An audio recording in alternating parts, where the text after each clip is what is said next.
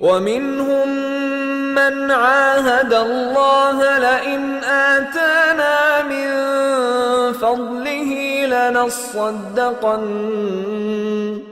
لَنَصَّدَّقَنَّ وَلَنَكُونَنَّ مِنَ الصَّالِحِينَ.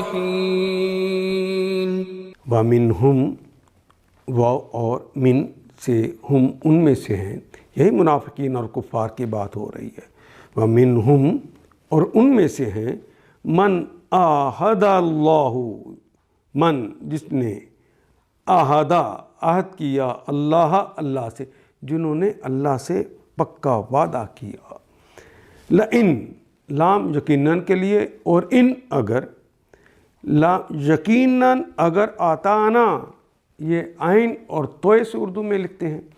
عطا دینا، عطا یاتی اتیاناً عربی میں کہتے ہیں. عطا کرنا ہمیں، اگر ہمیں عطا کیا گیا، من فضلہ، من سے فضل، فضل اردو کا کلمہ مہربانی ہی اس کی، اگر اس نے اپنی مہربانی سے ہمیں عطا کیا، لَنُصَدِّقَنَّ، لام تو شروع میں جا گیا، یہ یقیناً کے لیے. کلمے کے آخر پہ بھی ایک نون ثقیلہ کا اضافہ ہوا ہے جو اصل کلمے کا نہیں ہے. یہ نون ثقیلہ بھی یقیناً کے لیے آتا، گویا یقیناً بات ہو رہی ہے. صدقہ، اس نے صدقہ یصدق تصدیقاً، یہ کلمہ استعمال ہوتا ہے. لَنُصَدِّقَنَّ، تو ہم یقیناً صدقہ دیں گے.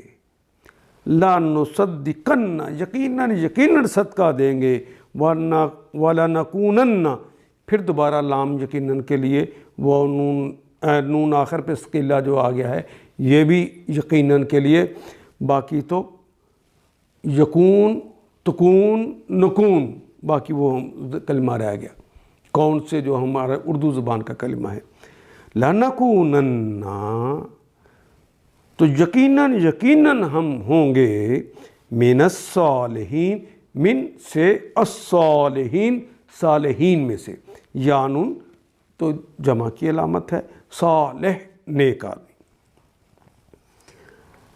کون ہونا، یکونو وہ ہوتا ہے یا ہوگا، تکونو تم ہوتے ہو یا ہوگے، نکونو ہم ہوتے ہیں یا ہوں گے، نکونن یقیناً ہم ہوتے ہیں یا ہوں گے. پھر شروع میں لام لگا ہوا ہے، یقیناً ہم ہوتے ہیں یا ہوں گے. من الصالحین، صالحین میں سے. ان میں بعض ایسے بھی ہیں، ان کفار اور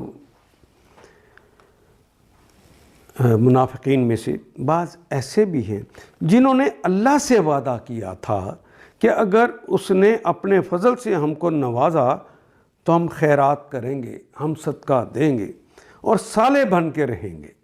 ان آیات کو ایک دفعہ پھر تلاوت خود کیجیے، عربی مبین پڑھتے ہوئے دیکھیے کیا بات پوری اندر اتر رہی ہے؟ کیا یہ اردو کے سانچے میں ڈھلتی گئی ہیں عبارتیں؟ اگر بات سمجھ آنی شروع ہو گئی تو الحمدللہ یہی ہمارا ہدف ہے اور یہ ہدف پورا ہو گیا. اللہ میرا اور آپ کا حامی و ناصر. الف لام